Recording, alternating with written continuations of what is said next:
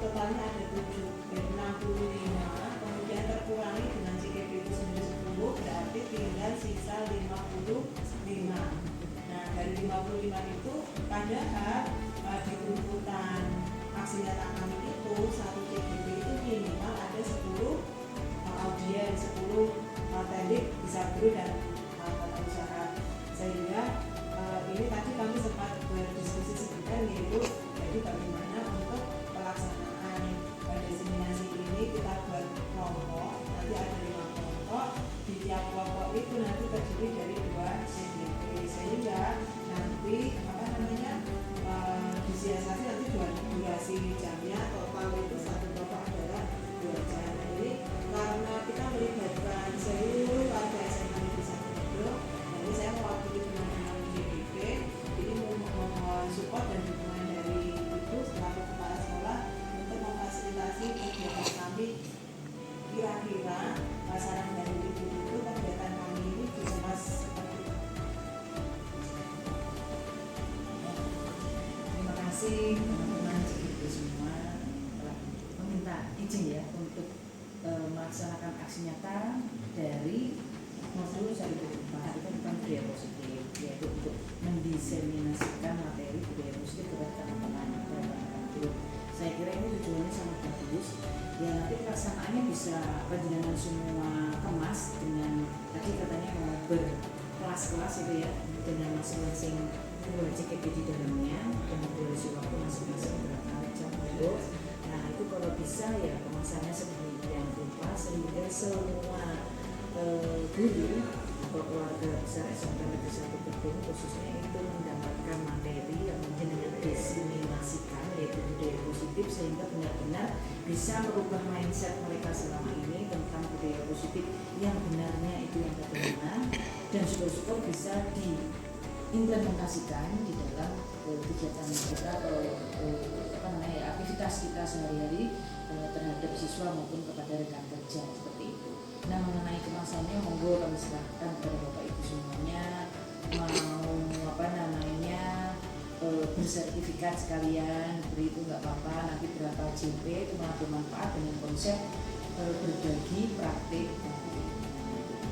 Prinsipnya saya mendukung keterlaksanaan dari kegiatan ini, jadi miras-miras panjenengan melaksanakan aksi nyata juga bisa menebarkan ilmu kepada semua rekan-rekan guru yang ada di sini, dan syukur-syukur bisa diimplementasikan dengan baik. Prinsipnya begitu, monggo silakan disusun jadwalnya kapan, waktunya di mana, waktunya kapan, tempatnya di mana, monggo nanti silakan diatur teman-teman semua. Saya kira itu. Ini kami mohon maaf ya, kami menyampaikan juga nanti untuk pelaksanaannya kemungkinan hari Senin itu jadi hari Senin besok. Jadi dan untuk pelaksanaannya nanti jam 1 dimulai. Kami mohon.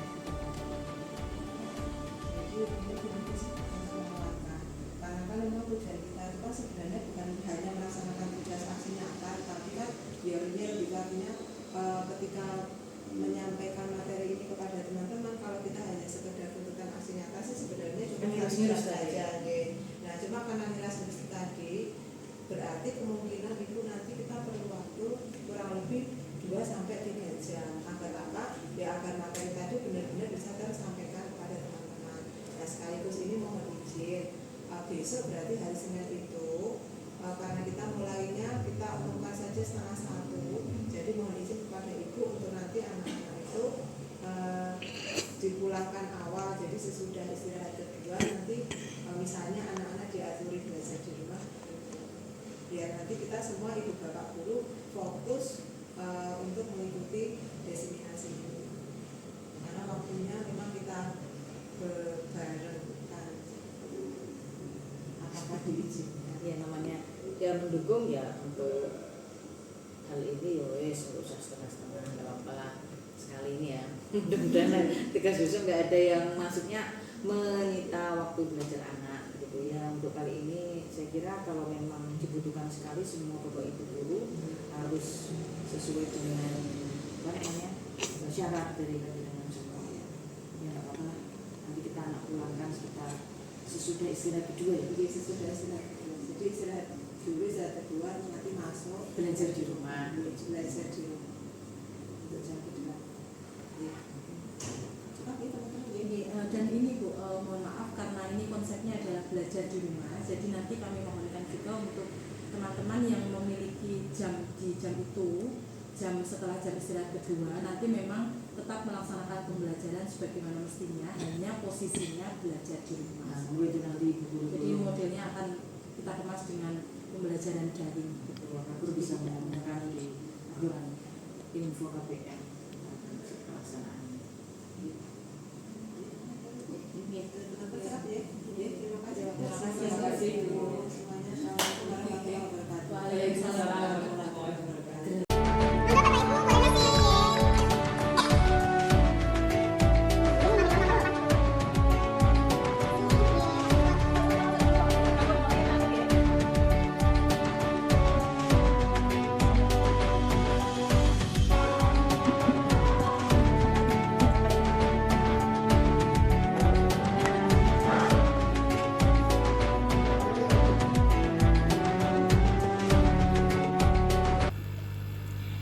assalamualaikum warahmatullahi wabarakatuh. Waalaikumsalam warahmatullahi wabarakatuh. Assalamualaikum warahmatullahi wabarakatuh. Assalamualaikum wabarakatuh. Kepada yang terhormat Ibu Sunarti MPD selaku Kepala SMKN 1 Gedung, kepada yang terhormat Bapak Ibu guru hebat yang saya banggakan. Pertama-tama marilah kita panjatkan puji syukur kehadirat Allah Subhanahu wa taala yang telah memberikan kita kesehatan sehingga pada siang hari ini kita dapat berkumpul dalam kegiatan diseminasi aksi nyata disiplin positif. Sebelumnya saya ingin berterima kasih kepada Bapak Ibu guru yang sudah hadir menyempatkan waktunya pada diseminasi aksi nyata disiplin positif yang saya akan paparkan pada siang hari ini.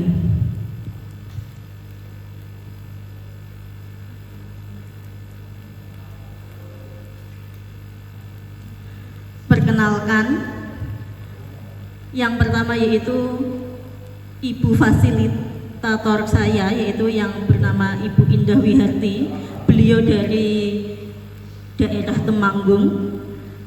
Dan pembimbing saya yaitu pengajar praktik saya yaitu Ibu Catur Rahmawati. Beliau yaitu mengajar di SMP Kalinyamatan, ya. Dan yang terakhir saya sendiri Bapak Ibu guru, pasti Bapak Ibu sudah tahu, ya. Hari ini kita nanti akan membahas tentang disiplin positif bersama saya Ibu Wahyun Widyastuti Ningrum. Oke, selanjutnya siang-siang begini pasti Bapak Ibu ngantuk ya. Bagaimana kalau kita ice breaking dulu biar nanti kita tambah semangat ya. Silakan Bapak Ibu guru untuk berdiri dan mengikuti gerakan yang ada di video ini. Ayo kita nanti lakukan sama-sama ya.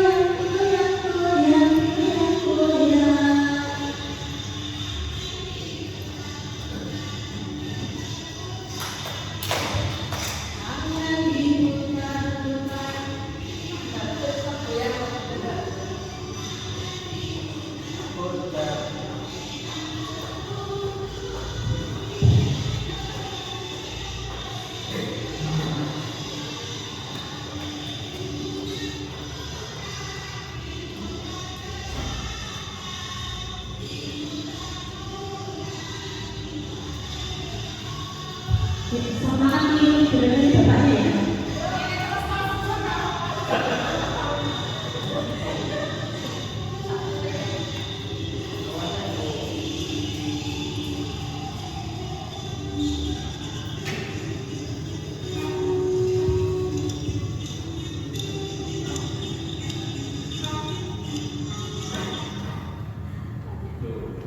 Terima kasih. Bagaimana, masih ada yang mengantuk Bapak Ibu? Tidak ada ya. Kita lanjut ke materi.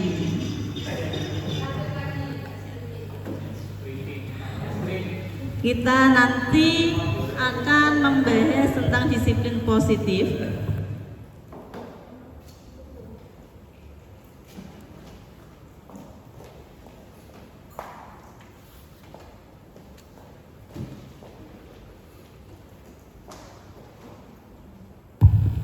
Ada pertanyaan pemantik.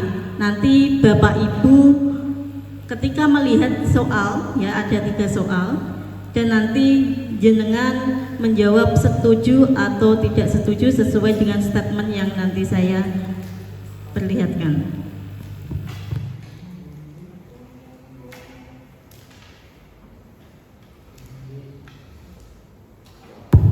Saya punya sticky note, nanti Bapak Ibu ditulis saja. Ditulis saja di lembar ini ya, sticky note-nya. Monggo Pak, dibagi Pak. Silakan ditulis sesuai dengan pernyataan tentang pertanyaan yang ada di sini, yaitu hukuman dapat mendisiplinkan anak. Yang kedua, pemberian hukuman dengan hal positif seperti membaca atau membersihkan halaman sekolah dapat meningkatkan kedisiplinan anak. Dan yang ketiga yaitu memberi penghargaan dapat meningkatkan motivasi belajar anak. Monggo Bapak Ibu silakan menulis setuju atau tidak setuju pada pertanyaan tersebut, dan nanti silakan kalau sudah selesai tempelkan di papan.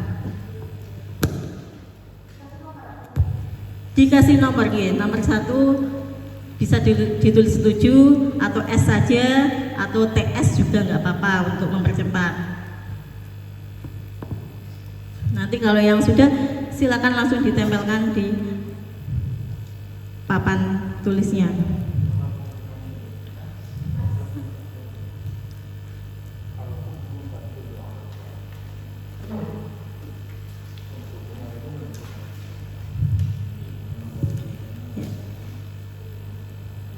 5 menit cukup atau 5 detik cukup? 10 detik ya. 10 detik cukup sepertinya, nanti silakan ditempelkan. Nanti kita akan bahas sama-sama bagaimana jawaban Bapak Ibu semua, apakah setuju semua, apakah tidak setuju semua. Itu tergantung dengan pemikiran Bapak Ibu berkaitan dengan pertanyaan yang ada di sini. Yang sudah boleh ditempelkan langsung. Tempel langsung. Nggih. Dititipkan monggo mboten napa-napa.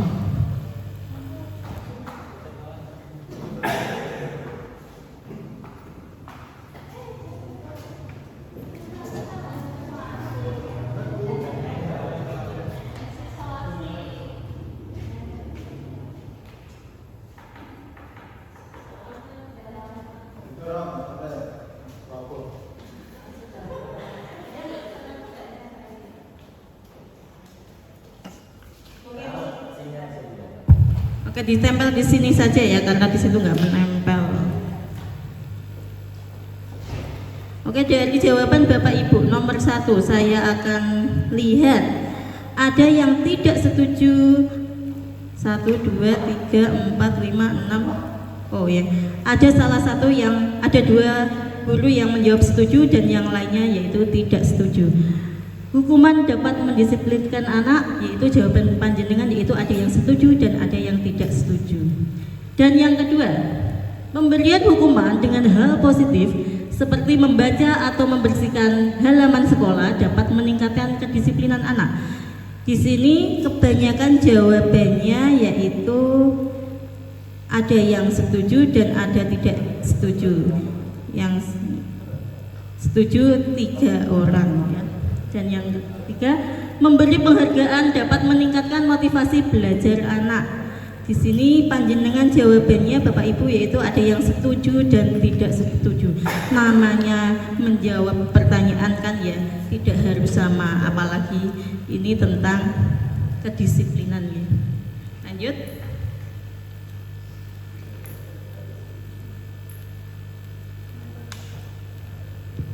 Di sini nanti kita akan mempelajari tentang budaya positif ya. Budaya positif di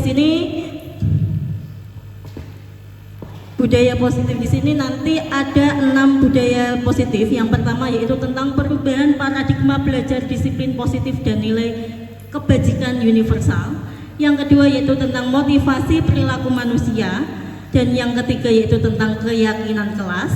Yang keempat yaitu tentang 5 kebutuhan dasar manusia. Yang kelima yaitu tentang 5 posisi kontrol.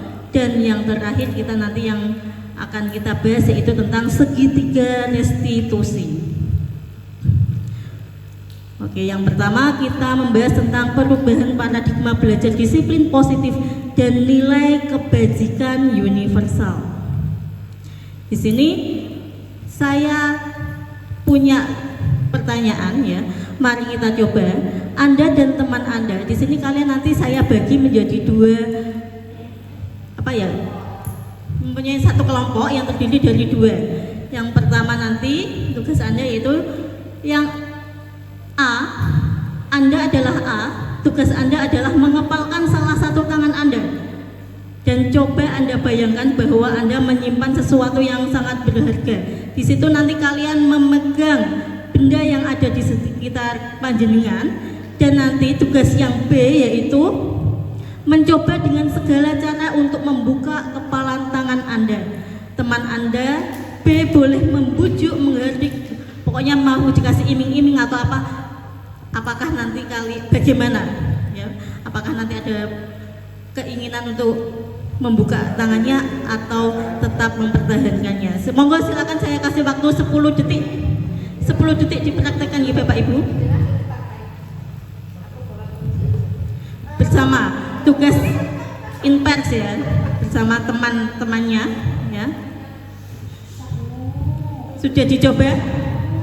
Mungkin Bu Tin sama Bu Nafisa.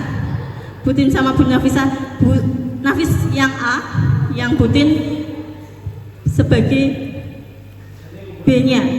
Bu Nafis nanti memegang benda memegang benda, apakah Bu Tin bisa membukanya? Oke, coba sudah dilakukan ya? Kalau sudah, mari kita menjawab. Apakah Anda atau B membuka kepalan tangan Anda? Bu Nafis bagaimana tadi?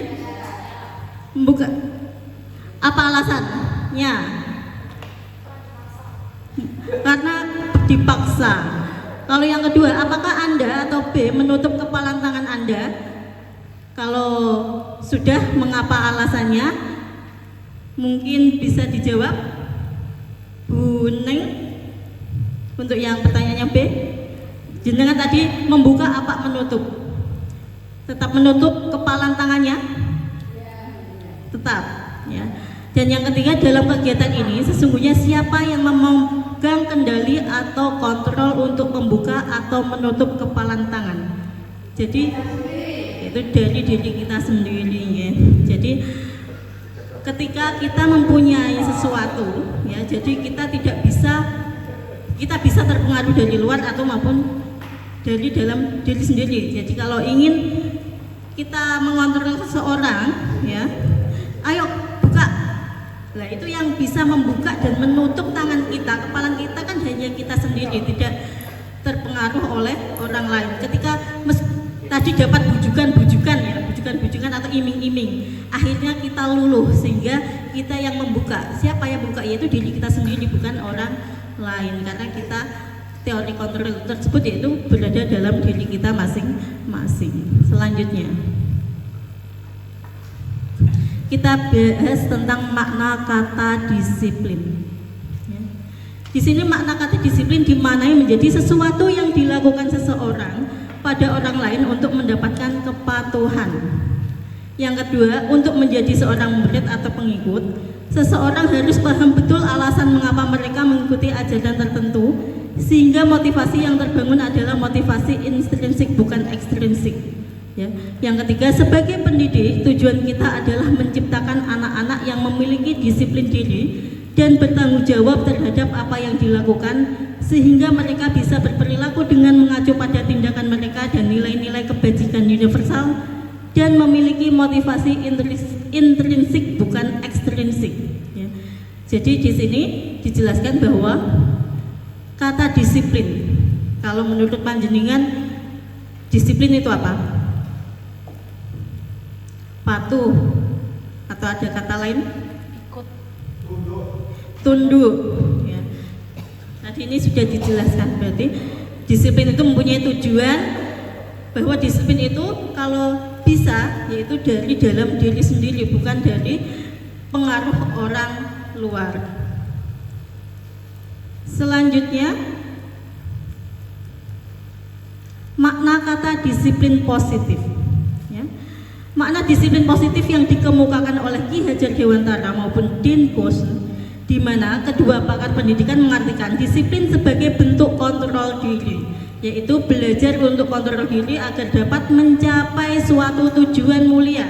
Tujuan mulia di sini mengacu pada nilai-nilai atau prinsip-prinsip mulia yang dianut seseorang. Kita namakan nilai-nilai tersebut sebagai nilai-nilai kebajikan atau nilai-nilai kebajikan universal. Di sini biasanya mengacu pada di sini ya, profil pelajar Pancasila. Ya. Tidak hanya ini saja, tapi ini yang saya jelaskan di sini ya, berkaitan dengan profil pelajar Pancasila. Mungkin Bapak Ibu masih ingat ada berapa profil pelajar Pancasila? 6. Yang pertama apa? Beriman dan bertakwa. Yang kedua, mandiri. Yang ketiga, bernalar kritis. Yang keempat, berkebinekaan global. Yang ketiga, yang kelima, gotong royong, dan yang terakhir yaitu kreatif. Nah, dari nilai-nilai kebijakan ini, ya, kebajikan universal ini, kita yang sudah diterapkan di sekolah kita, yaitu melakukan sesuai dengan profil pelajar Pancasila, di mana nanti ada kaitannya dengan pembuatan keyakinan kelas.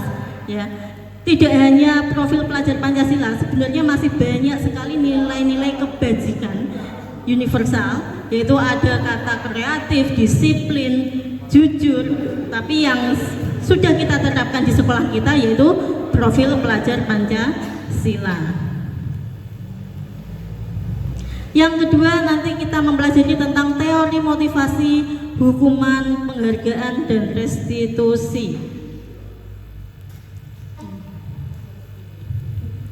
Nah, teori di sini nanti ada tiga teori motivasi yang kita akan terapkan kepada murid-murid kita. Yang pertama yaitu untuk menghindari ketidaknyamanan atau hukuman. Ya. Yang kedua, untuk mendapatkan imbalan atau penghargaan dari orang lain. Dan yang ketiga, untuk menjadi orang yang mereka inginkan dan menghargai diri sendiri dengan nilai-nilai yang mereka percaya. Nah, dari ketiga motivasi ini, nomor 1 dan kedua yaitu lebih ke ekstrinsik, ya, pengaruh dari luar. Tapi yang ketiga yaitu motivasi internal atau intrinsik, ya, dari dalam diri sendiri.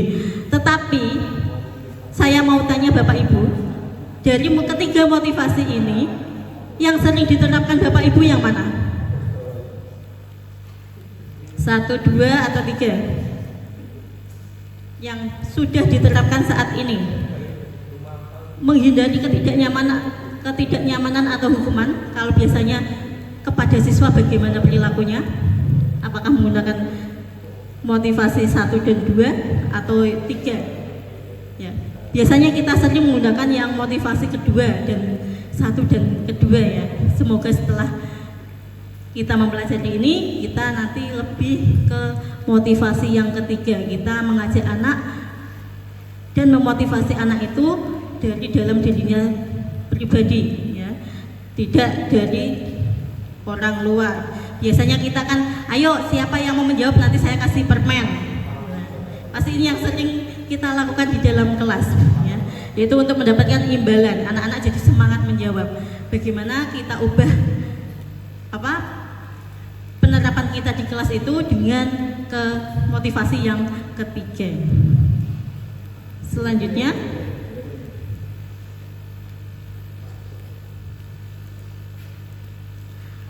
apabila seorang guru atau orang tua melakukan tindakan yang dinyatakan di bawah ini, apakah tindakan tersebut berupa sebuah hukuman atau konsekuensi?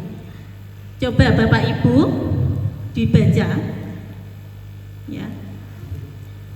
Kalau lari mengelilingi lapangan basket 2 kali karena terlambat 10 menit untuk pelajaran PJOK, nanti tindakan yang panjenengan lakukan itu bentuknya hukuman atau konsekuensi?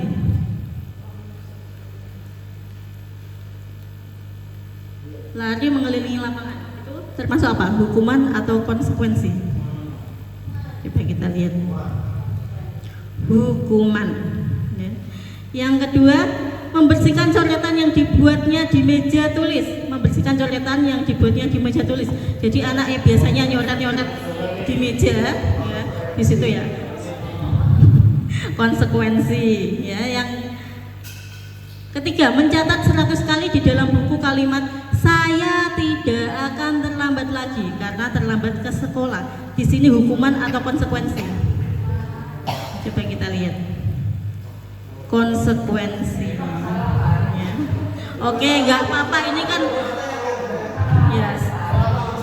Coba nanti setelah saya jelaskan tentang perbedaan hukuman dan konsekuensi, ya, nanti ada soal lagi. Semoga nanti nilainya 100 gitu Pak Ibu.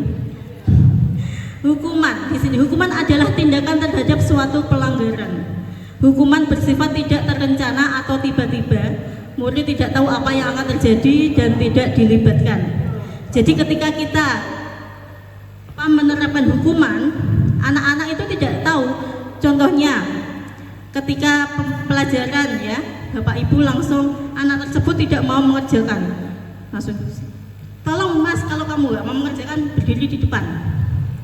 Nah, ini kan belum ada kesepakatan sebelumnya, maka itu dinamakan hukuman, ya. Beda dengan konsekuensi.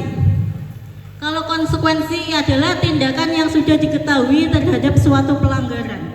Jadi ketika kita mengajar di kelas dan menyuruh anak mengerjakan tugas, ya, tetapi di awal kita sudah membuat kesepakatan yang tidak mengikuti pelajaran dengan tertib, maka akan mendapatkan suatu sesuai dengan keyakinan kesepakatan yang kita buat, ya. Jadi ini kalau konsekuensi ini sudah terencana, sudah disepakati. Kalau tidak mengerjakan pasti nanti ada ya konsekuensinya. Ya, beda dengan hukuman itu secara tiba-tiba. Kalau konsekuensi kita sudah ada kesepakatan. Kalau Bapak Ibu biasanya apa? Hukuman atau konsekuensi kalau di kelas? Konsekuensi pasti, ya. Apalagi di SMK negeri kita tercinta ini sudah jelaskan Ibu Kepala Sekolah kita sebagai guru penggerak sudah memberitahu kepada kita bahwa sebelum membelajarkan kita membuat kesepakatan kelas. Oke, tadi sudah tahu bedanya, ya, hukuman dan konsekuensi. Coba ini saya mempunyai 10, 1, 2, 3, 4, 5, 6, 7, 8, 9, 10. Nanti dijawab satu-satu, ya. Mulai dari Bu Nafisa menjawab nomor 1. Ya. Mencatat 100 kali di dalam buku kalimat saya tidak akan terlambat lagi karena terlambat ke sekolah. Di sini termasuk hukuman atau konsekuensi? Dola malah kelihatan. Konsekuensi ya. Oke. Yang kedua, butin ya. Tadi Bu Nafis bilangnya konsekuensi di soal pertama.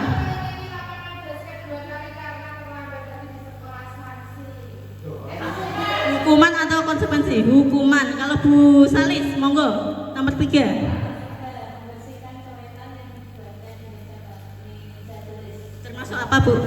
Konsekuensi. Monggo Bu Fit.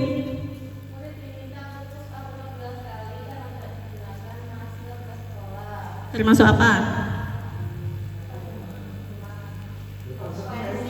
Konsekuensi. Coba nanti kita lihat jawabannya. Lanjut Bu Sulis.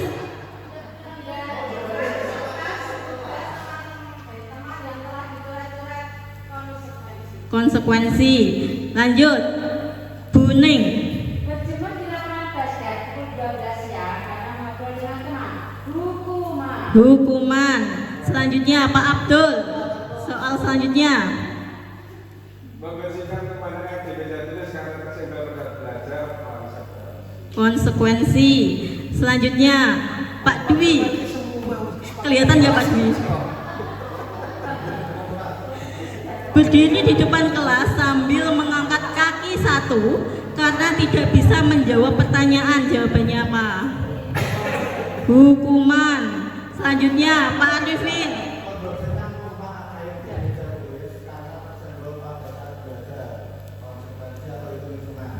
Konsekuensi. Dan Pak Iskandar di soal yang terakhir.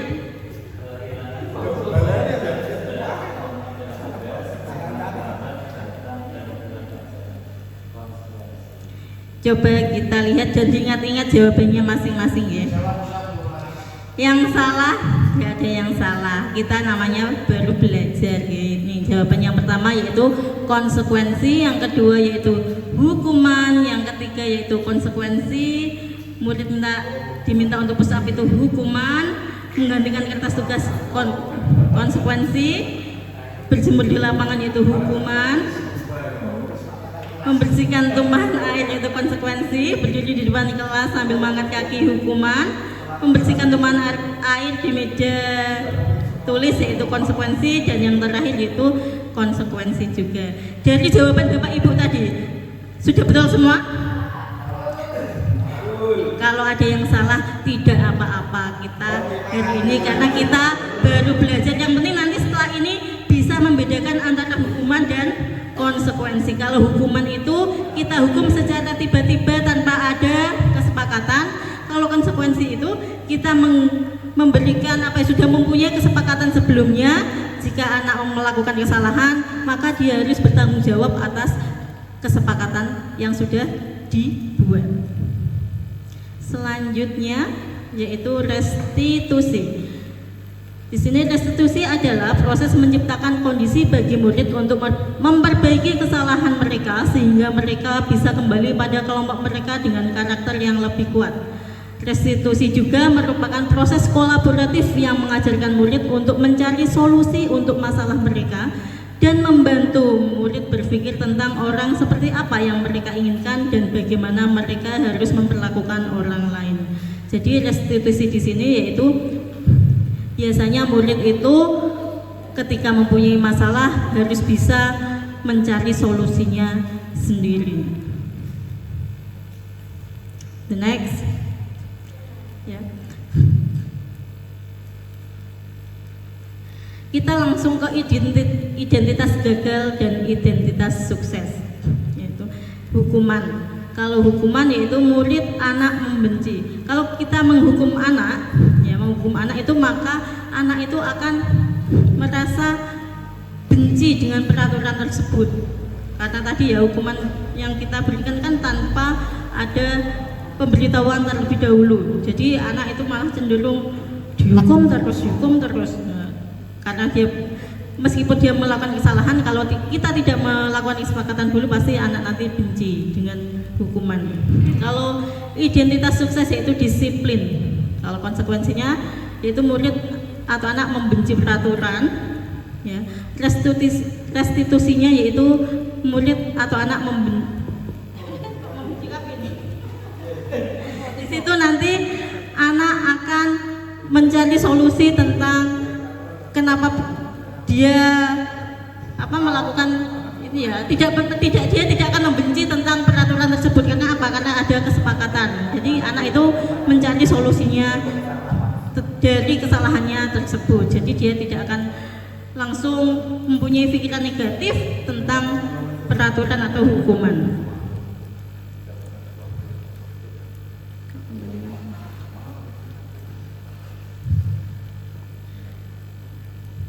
Kita lanjut ke poin yang ketiga yaitu keyakinan kelas.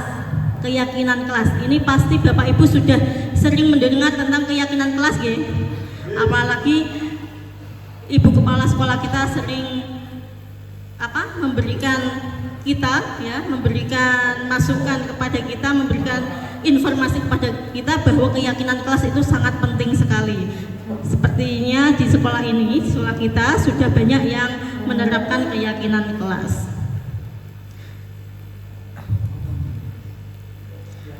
Di sini keyakinan kelas, mengapa keyakinan kelas atau sekolah atau mengapa tidak peraturan kelas atau sekolah saja?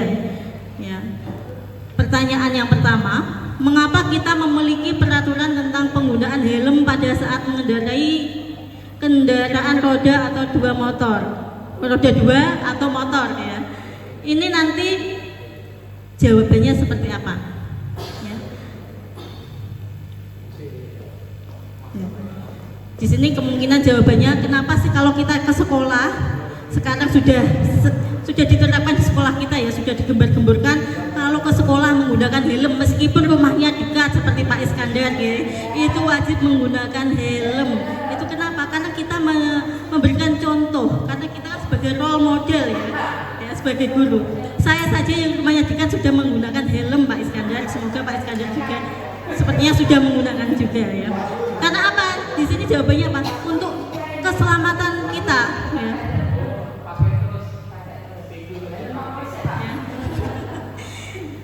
Nah, di sini jawabannya untuk keselamatan. Lagi penting sekali kita menerapkan di sini keyakinan untuk menggunakan helm ketika kita bepergian, tidak hanya ke sekolah, kemanapun itu, ketika kita mengendarai roda dua, untuk keselamatan kita harus menggunakan helm. Ya. Yang lainnya semoga sudah menerapkan keyakinan untuk atau peraturan tentang penggunaan helm. Pertanyaan kedua, mengapa kita memiliki peraturan tentang penggunaan masker dan mencuci tangan setiap saat? Jawabannya kenapa Bapak Ibu? Kalau kita menggunakan masker dan selalu mencuci tangan setiap hari itu kegunanya untuk apa? Kesehatan ya, kesehatan. Di sini bisa kesehatan atau keselamatan.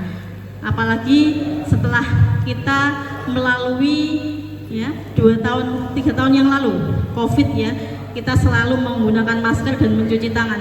Tidak hanya ketika saat itu juga, tapi kalau bisa diterapkan pada saat ini juga ya, tetap menggunakan masker dan mencuci tangan setiap saat demi kesehatan dan keselamatan kita. Dan hal-hal yang harus diperhatikan terkait keyakinan kelas atau sekolah. Yang pertama yaitu keyakinan, coba tolong dibacakan Pak Iskandar nomor 1 Pak Is. Monggo, hal-hal yang harus diperhatikan terkait keyakinan kelas biar gak ngantuk. Monggo Pak Is, silakan dibacakan nomor 1. Nomor 1, keyakinan kelas bersifat lebih abstrak daripada peraturan yang lebih rinci dan konkret. Lanjut sampingnya biar lebih fokus ke materi. Nomor 2 Pak, yang B Pak, yang B, monggo dibacakan Pak. Keyakinan kelas berupa pernyataan universal. Oke, yang C Pak Dwi. C, pernyataan keyakinan kelas senantiasa dibuat dalam bentuk positif. Oke, yang D. Yang D, keyakinan kelas hendaknya tidak terlalu banyak. sehingga mudah diingat dan dipahami oleh semua warga kelas. Selanjutnya untuk yang E. Saya kalau cuma 1 kurang pas harus 2 ya. Untuk keyakinan kelas itu sebaiknya sesuatu yang dapat diterapkan di lingkungan tersebut. Dan yang R, semua warga kelas hendaknya ikut berkontribusi dalam pembuatan keyakinan kelas lewat kegiatan curah pendapat. Tinggal 1, monggo Bu Fitri. Dihabiskan saja nggak apa-apa. Yang apa ini? Yang terakhir Bu. Dia meninjau kembali keyakinan kelas dari waktu ke waktu. Nah, ini adalah hal-hal yang harus diperhatikan. Mungkin Bapak Ibu yang sudah membuat kesepakatan kelas tapi belum sesuai dengan rincian yang ada di sini, bisa diperbaiki ya, bahwa keyakinan kelas itu dibuat dengan bentuk positif. Kalau kemarin masih membuat keyakinan kelasnya dengan kata tidak boleh datang terlambat. Nah, kalau masih ada yang buat seperti itu, maka segera diubah menjadi kalimat positif. Ya. Kalimat positifnya bagaimana? Datang ke kelas Datang tepat waktu. Datang tepat waktu di kelas. Ya, di situ jangan menggunakan kata negatif tidak, tetapi kita ubah menjadi kalimat positif. Dan kalimatnya juga jangan panjang-panjang. Kalau panjang-panjang nanti malah anak-anak lupa dengan keyakinan atau kesepakatan yang dibuat. Maka buat yang lebih singkat. Dan jangan lupa selalu diingatkan ketika ada pertemuan. Ya, ketika masuk kelas jangan lupa ketika kita memulai pembelajaran, sebisa mungkin kita ingatkan kembali keyakinan kelas yang kita buat biar anak-anak tidak lupa. Selanjutnya, langkah-langkah pembentukan keyakinan kelas atau sekolah.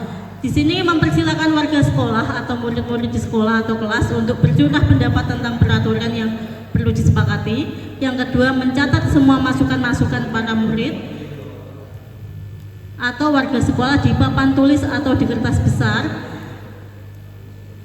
sehingga bisa dilihat semuanya ya, semua anggota bisa melihatnya. Yang ketiga, susunlah keyakinan kelas dalam bentuk kalimat positif. Tinjau kembali daftar curah pendapat yang sudah dicatat. Tinjau ulang keyakinan sekolah atau kelas secara bersama-sama. Setelah keyakinan sekolah atau kelas selesai dibuat, maka semua warga kelas dipersilakan meninjau ulang dan menyetujuinya. Dan keyakinan sekolah atau kelas selanjutnya bisa dilekatkan di dinding kelas di tempat yang mudah dilihat semua warga kelas. Di sini langkah-langkah pembentukannya. Jadi atas kesepakatan tidak hanya guru, kalau di kelas ya guru dengan murid ini yang membuat kesepakatan bukan dari gurunya tetapi dari murid-murid tersebut. Dan jangan lupa menggunakan kalimat positif seperti tadi. Dan jangan lupa nanti ketika sudah jadi kesepakatan kelasnya, kalau bisa dibuat poster Bapak Ibu, ditulis di bannernya ya, dibuat poster dan ditempelkan di kelas tersebut. Ini biasanya berlaku kalau ditempel berlaku ke wali kelas ya. Untuk wali kelas ketika membuat keyakinan kelas bisa ditempelkan di kelas tersebut biar anak-anak tidak lupa dengan keyakinan kelas.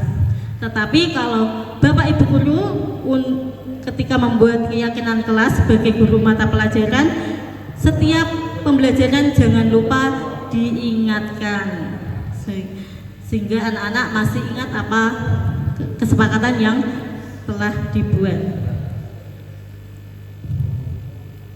Langkah-langkah pembentukan keyakinan kelas atau sekolah. Di sini peraturannya. Selalu kembalikan buku ke tempatnya. Dan ada dilarang mengganggu orang lain, hadir di sekolah 15 menit sebelum pembelajaran dimulai, dilarang melakukan kekerasan, dilarang menggunakan narkoba, bergantian atau menunggu giliran, gunakan masker, jangan berlari di kelas atau koridor. Di sini keyakinan kelas yang terkait dengan peraturan tersebut, maka di sini peraturannya juga sudah menggunakan kalimat positif semua. Ya, karena keyakinan kelas kita harus menggunakan kalimat yang positif. Selalu kembalikan buku ke tempatnya. Ini termasuk apa? Tanggung jawab. Ini karena ketika kita membuat keyakinan kelas, kita harus memahami tentang nilai-nilai kebajikan. Dan ini selalu kembalikan buku ke tempatnya. Kalimat ini termasuk nilai kebajikan dalam keyakinan tersebut, yaitu tanggung jawab. Dan dilarang mengganggu orang lain. Maka keyakinan atau nilai-nilai kebajikannya apa? Yaitu menghormati orang lain. Hadir di sekolah 15 menit sebelum pembelajaran dimulai, maka di situ keyakinan kelasnya apa, Butin? Menghormati orang lain atau komitmen. Dilarang melakukan kekerasan, yaitu nilai kebajikannya dalam keyakinan kelas, yaitu demi keselamatan atau dengan dan menghormati orang lain juga. Dilarang menggunakan narkoba, kesehatan, apalagi kita di lingkungan sekolah ya, jangan sampai anak-anak kita menggunakan narkoba. Bergantian atau menunggu giliran termasuk apa? Bersabar ya, atau menghormati orang lain. Maka di sini termasuk nilai-nilai kebajikannya. Gunakan masker untuk apa biasanya? Keyakinan kelasnya kesehatan atau keselamatan, dan jangan berlari di kelas atau koridor, itu demi keselamatan. Itu semua adalah, jadi ketika kita membuat peraturan, kita juga harus tahu nilai-nilai kebajikan universalnya. Jadi tidak hanya membuat kalimat tentang keyakinan kelas, tetapi kita harus tahu tentang nilai-nilai kebajikan dari kalimat tersebut. Oke, selanjutnya ini yang sudah saya buat ya. Penerapan keyakinan kelas yang saya buat dengan kelas 11 TO otomotif ya. Yang pertama, datang ke kelas tepat waktu, menjaga kebersihan ruangan. 3, mengangkat tangan sebelum berbicara. Yang keempat, menghargai pendapat orang lain, mendengarkan dengan seksama saat pembelajaran berlangsung, dan menggunakan handphone sesuai dengan instruksi guru.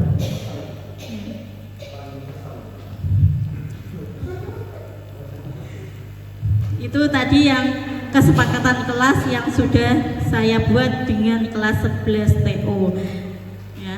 Biasanya kalau anak SMK kan, kenapa saya di situ tuliskan boleh menggunakan handphone ketika ada instruksi dari guru, karena di sekolah kita diperbolehkan untuk menggunakan handphone dalam pembelajaran. Yang keempat yaitu tentang kebutuhan dasar manusia. Di sini ada 5 kebutuhan dasar manusia. Yang pertama yaitu tentang bertahan hidup. Yang kedua yaitu tentang kasih sayang dan rasa diterima. Yang ketiga kebebasan, kesenangan dan penguasaan. Kita akan bahas yang pertama yaitu tentang kebutuhan bertahan hidup. Pasti ya, kita sebagai di sini sebagai seorang guru maupun kepada murid-murid kita, pasti semuanya itu membutuhkan 5 kebutuhan dasar manusia. Yang pertama yaitu tentang kebutuhan bertahan hidup ya. Ini pasti semuanya melakukan, karena kalau kita tidak makan, tidak minum, ini kan termasuk kebutuhan kita sehari-hari. Pasti ini selalu kita terapkan ya, bertahan hidup. Sini ya, bertahan hidup adalah kebutuhan yang bersifat fisiologis untuk bertahan hidup, misalnya kesehatan, rumah, dan makanan ya. Kalau kita terapkan di kelas ya, kebutuhan bertahan hidup mungkin kalau di anak-anak kita ya, di situ ada salah satu anak kita tidak membawa bekal ya, bekal padahal teman-temannya membawa bekal.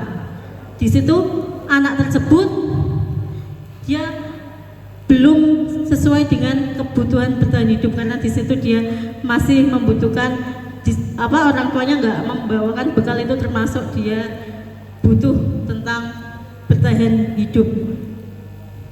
Selanjutnya kebutuhan nanti yang ketiga selanjutnya itu tentang psikologis.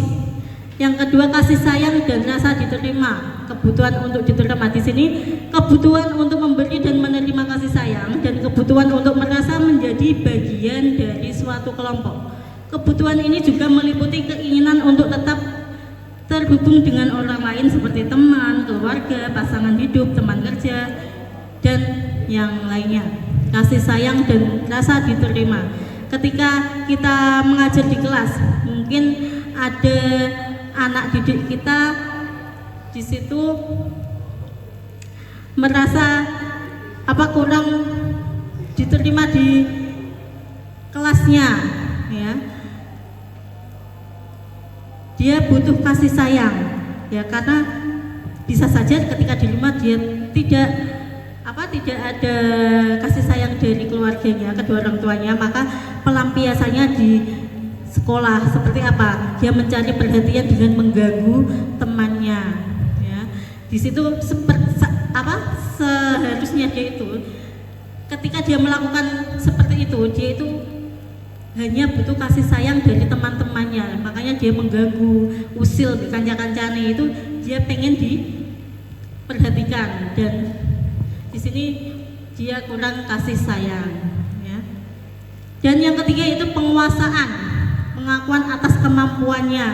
Nah, ketika kita mengajar di kelas, ada anak yang bisa menjawab, ya, bisa menjawab pertanyaan yang kita berikan kepada anak. Nah, pasti anak itu pengen pengakuan atas kemampuannya menjawab soal yang kita berikan. Maka di situ kita juga jangan lupa mengasih apresiasi kepada anak tersebut, karena dia butuh pengakuan juga kalau itu dia bisa menjawab pertanyaan yang kita berikan. Yang keempat yaitu kebebasan, kebutuhan akan pilihan.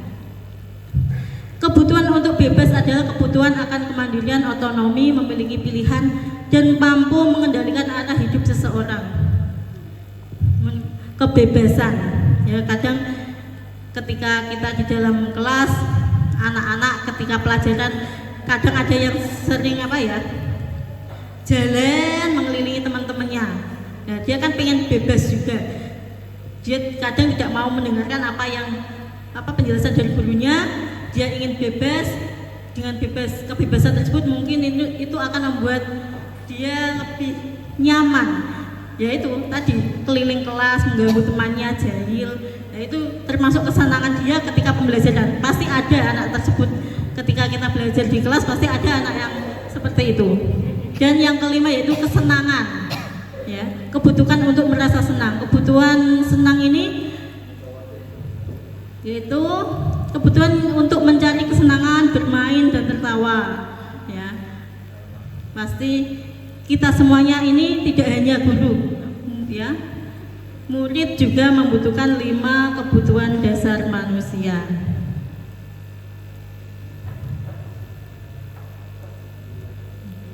Dari 5 konsep kebutuhan dasar manusia tidak hanya berlaku bagi anak-anak atau murid-murid, namun juga bagi manusia dewasa dalam setting sekolah adalah para tenaga pendidik dan pendidikan. Jadi tidak hanya anak-anak saja, ketika kita mengajar di sini kerja di instansi juga kita biasanya masih membutuhkan 5 kebutuhan dasar manusia. Kadang kita ingin diperhatikan, ya, dengan hal-hal kecil, cuma menanyakan bagaimana keadaannya Bu Wahyun, itu sudah sangat senang sekali saya. Ya, itu juga termasuk 5 kebutuhan dasar kita sebagai guru ketika berinteraksi dengan teman-teman kita.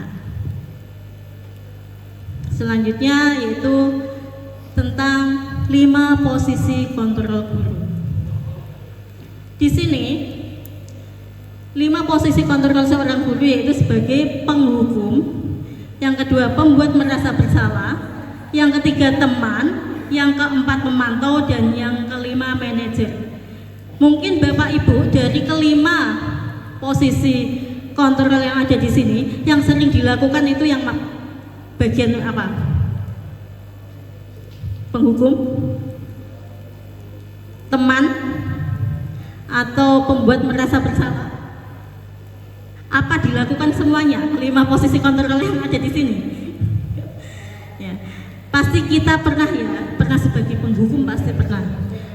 Sebagai pembuat merasa bersalah pasti juga pernah. Sebagai teman apalagi kita biasanya itu ya sama anak-anak kan wah kayak teman saya ya. Jadi ngomong ya seenaknya, pokoknya ngomong seperti temannya sendiri ya. Dan ya pasti nanti selain sebagai teman, yaitu tadi sebagai memantau. Cuma di situ saya sebagai guru cuma mantau. Itu sesuai dengan apa di daftar dadi anaknya ini berangkat terus ya. Posisinya sebagai pemantau. Dan yang kelima yaitu manajer. Ya, nah, tapi nanti sebisa mungkin kita nanti bisa menjadi seorang manajer, tidak hanya penghukum, tidak hanya sebagai pembuat merasa bersalah, teman, pemantau. Setelah kita pelajari tentang 5 posisi kontrol guru, kita nanti kedepannya semoga kita menjadi manajer, posisi guru sebagai manajer di sini ya. Jadi penghukum sudah saya ya sebagai penghukum ya sudah saya jelaskan ya, seorang hukum itu bisa menggunakan hukuman fisik maupun verbal. Penghukum itu tidak hanya fisik dikaplok, apalagi sekarang ya apa secara fisik kan kita tidak diperbolehkan. Nah, gantinya secara fisik biasanya bapak ibu menggunakan verbal ya. Itu kayak contohnya di situ, patuhi aturan saya atau awas ya, kata awas itu kan sudah, kalau bisa sebagai guru jangan menggunakan kata-kata tersebut ya. Ya di sini kamu selalu saja salah. Nah ini kan kalimat-kalimat tersebut kan tidak sepatutnya kita gunakan lagi ya. Yang kedua yaitu tentang pembuat merasa bersalah. Pada posisi ini biasanya guru akan bersuara lebih lembut ya. Lebih lembut seperti yang ada di contoh ya. Tadi ya, ibu sangat kecewa sekali kamu tidak mau mengerjakan tugas Bu Wahyun. Kalau kalian nggak mau mengerjakan tugasnya Bu Wahyun, bagaimana dengan saya nanti ketika melaporkan ke kepala sekolah? Nah, di sini kan nanti anak itu merasa bahwa yo ngopo aku mau kok gak mengerjakan tugasnya Bu Wahyun, ini saatnya Bu Wahyun ya. Nah ini kan termasuk membuat merasa bersalah. Nanti posisi saya sebagai pembuat merasa bersalah kepada murid saya ya. Dan yang ketiga yaitu sebagai teman ya. Di sini sebagai teman mempunyai 2 kalimat di sini ya, perlakuan positif dan negatif. Sebagai teman di sini kalau positif, guru pada posisi ini tidak akan menyakiti murid, namun akan tetap berupaya mengontrol murid melalui persuasi, ya, melalui bujukan, ajakan, ya. Di sini posisi teman pada guru biasanya bisa negatif ataupun positif. Kalau positif di sini berupa hubungan baik yang terjalin antara guru dan murid. Guru di posisi teman menggunakan hubungan baik dan humor untuk mempengaruhi seorang. Biasanya kan Bapak Ibu guru saya lihat kalau di sini juga sebagai teman. Ketika di kelas ataupun di kantor biasanya suka sering guyon sama anak-anaknya ya. Ya, itu boleh saja, tetapi alangkah baiknya kita jangan jangan terlalu dekat juga tidak baik ya. Karena apa? Nanti anak-anak itu bergantung kepada kita karena menganggap kita adalah sebagai temannya, bukan gurunya. Jadi kalau ada apa-apa nanti yang dia tidak mau melihat apa atau mendengar dari guru lain karena percaya dengan kita sudah dianggap sebagai temannya ya. Maka di sini hal negatif dari posisi teman yaitu tadi ya, membantu di sini bila suatu saat guru tersebut tidak membantu, maka murid akan kecewa dan berkata, saya pikir Bapak Ibu teman saya. Nah tadi kalau kita terlalu dekat dengan anak, tetapi pada suatu saat kita tidak menuruti apa kemauan anak tersebut, pasti anak tersebut akan kecewa dengan kita karena dia sudah menganggap kita sebagai teman. Kenapa kita tidak mau membantunya? Nah ini kalau bisa kita hindari sebagai posisi teman ya. Yang keempat sebagai pemantau. Tadi sudah saya jelaskan, sebagai guru tidak hanya sebagai pemantau hanya melihat dari daftar list, daftar hadir, dan kesalahan-kesalahan mereka yang sudah tertulis ya. Ini juga tidak boleh ya dilakukan. Dan yang terakhir yaitu tentang posisi kita sebagai manajer ya. Di antara kelima posisi kontrol tersebut, sebaiknya seorang guru yaitu menggunakan posisi kontrol sebagai manajer. Manajer adalah posisi di mana guru berbuat sesuatu bersama dengan murid, mempersilahkan murid mempertanggungjawabkan perilakunya, mendukung murid agar dapat menemukan solusi atas permasalahannya sendiri.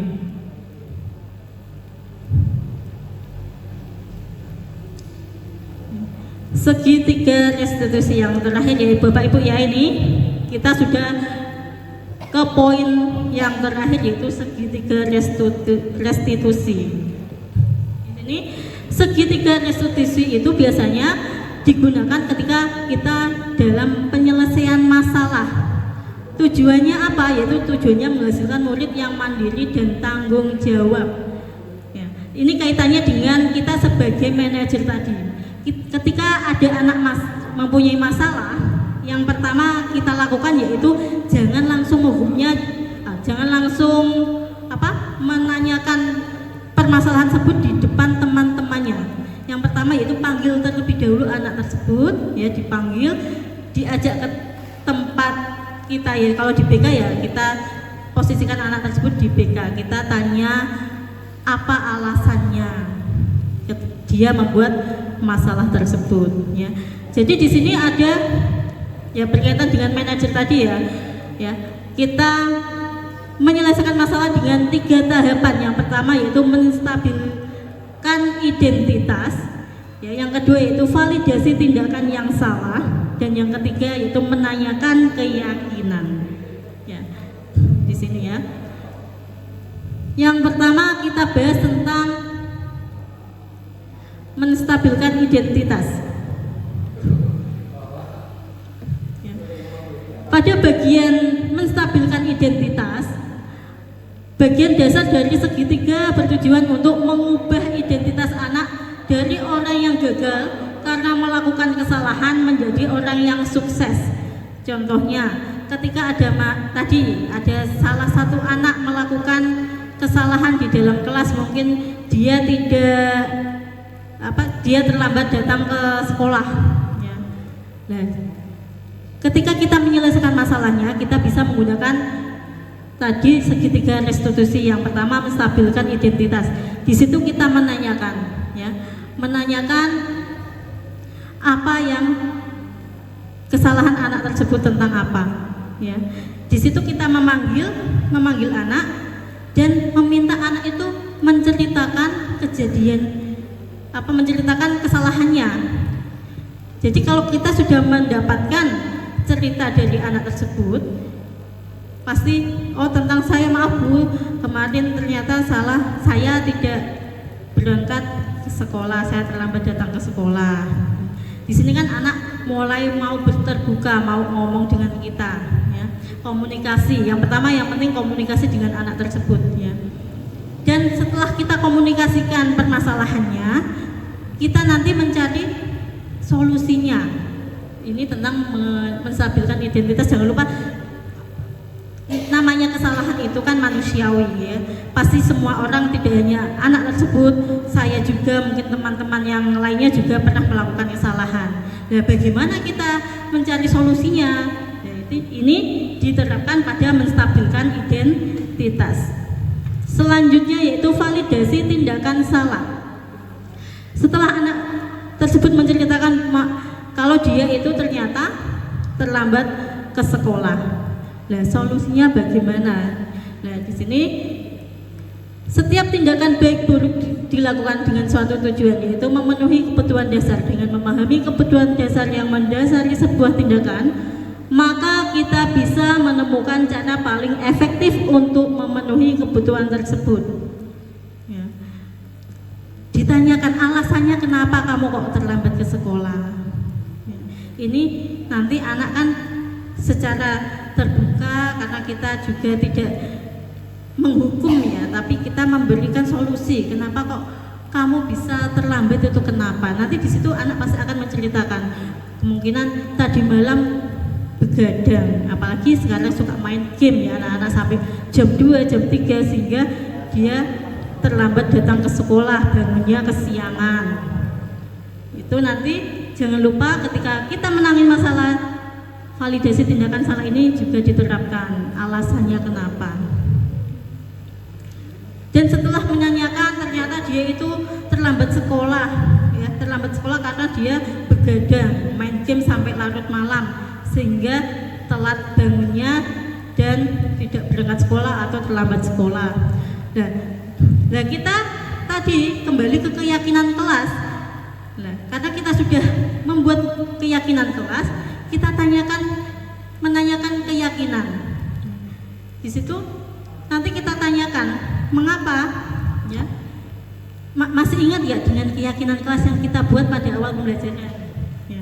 Di situ kan nanti anak dengan kesalahannya tersebut kita kembalikan ke keyakinan kelas yang telah kita buat. Jadi anak dari kesalahan tersebut mau memperbaiki kesalahan tersebut. Di situ nanti pasti anak akan menjelaskan dengan apa dia memperbaikinya, yaitu dia tidak akan tidur begadang dan bangun lebih awal agar kenapa tidak terlambat datang ke sekolahan. Maka keyakinan kelas itu sangat penting sekali. Nanti ketika ada anak yang mempunyai masalah, kita ingatkan kembali dengan keyakinan kelas. Jadi kita tidak secara langsung menghukum, tapi dia tahu konsekuensinya kalau melanggar kesalahan tersebut.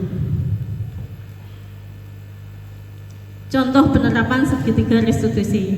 Ini saya ada contoh yang sudah saya lakukan. Mungkin Bapak Ibu bisa menyimaknya, bisa sebagai referensi ketika nanti melakukan tindakan segitiga restitusi kepada anak didiknya ketika melakukan kesalahan. Nggak kedengaran ya?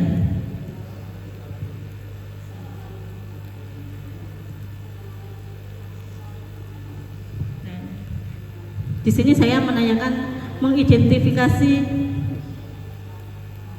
identitasnya, menstabilkan identitas.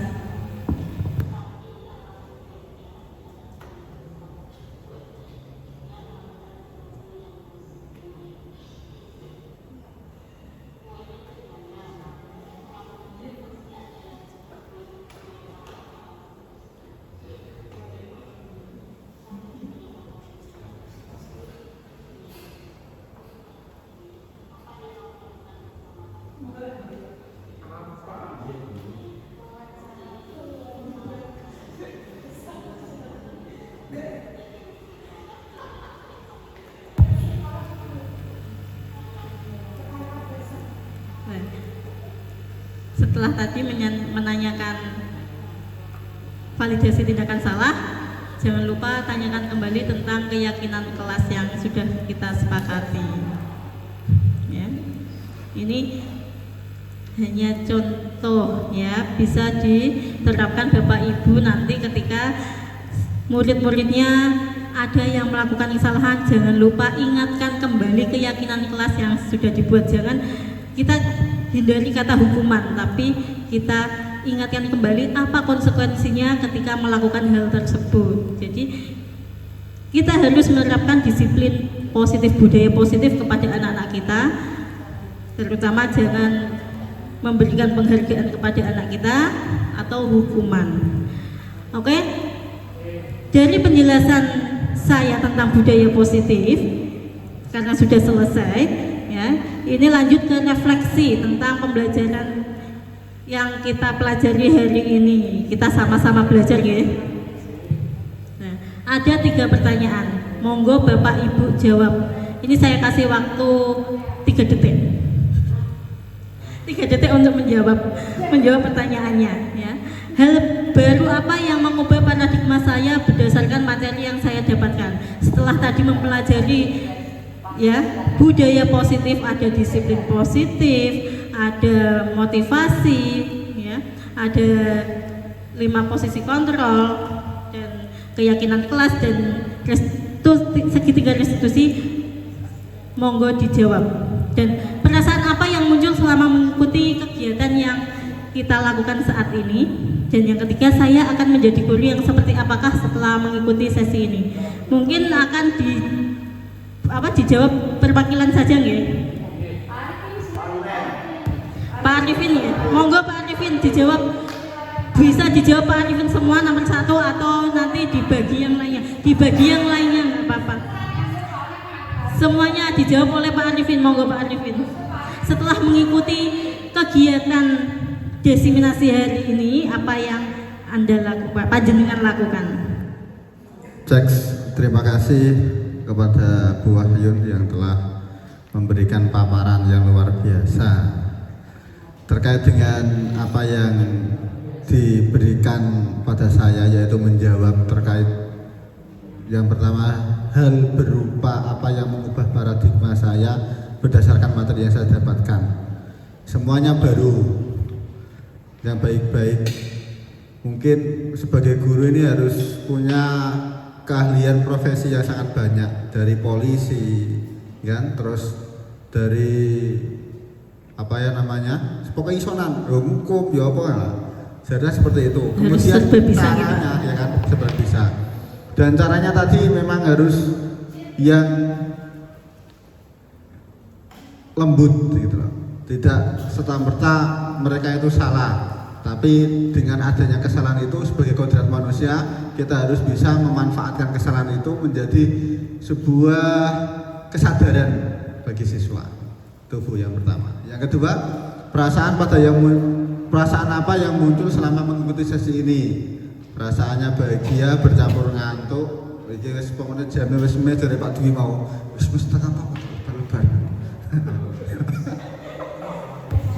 Nah, ya kan? Ya. Itu. Pokoknya bahagia dan mungkin rasanya bahagia. Tambah bahagia dengan mendapatkan materi dari Bu Wahyun. Yang ketiga, saya akan menjadi guru yang seperti apakah setelah mengikuti sesi ini? Ya, guru yang mungkin lebih bermanfaat dari sebelumnya gitu. Yang mempunyai tendensi bahwasanya sebagai fasilitator yang baiklah, yang tidak menjustifikasi kesalahan siswa, tapi bersama-sama berubah menuju kebaikan. Amin. Terima kasih. Ya, terima kasih refleksinya dari Pak Arifin ya. Jadi tadi dari apa yang dijelaskan Pak Arifin tentang refleksi hari ini sangat bagus sekali ya. Dari kesalahan itu menjadi kesadaran. Dan alhamdulillah beliau bahagia sekali mengikuti sesi desiminasi budaya positif pada siang hari ini, dan semoga bermanfaat apa yang saya sampaikan saat ini.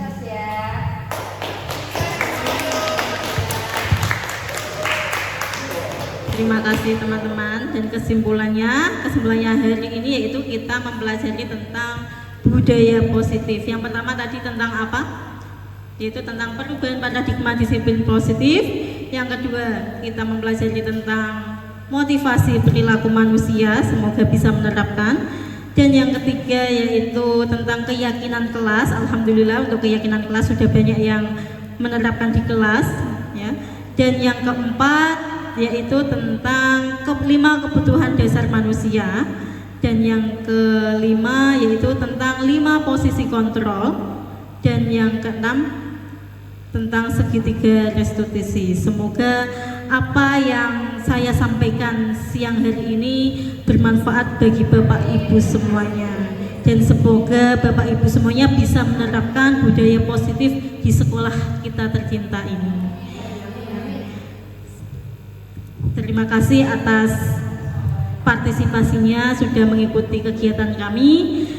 Jika saya mempunyai kesalahan dalam bertutur kata, dalam penyampaian materi hari ini banyak kesalahan, saya mohon maaf sebesar-besarnya. Akhir kata, wassalamualaikum warahmatullahi wabarakatuh.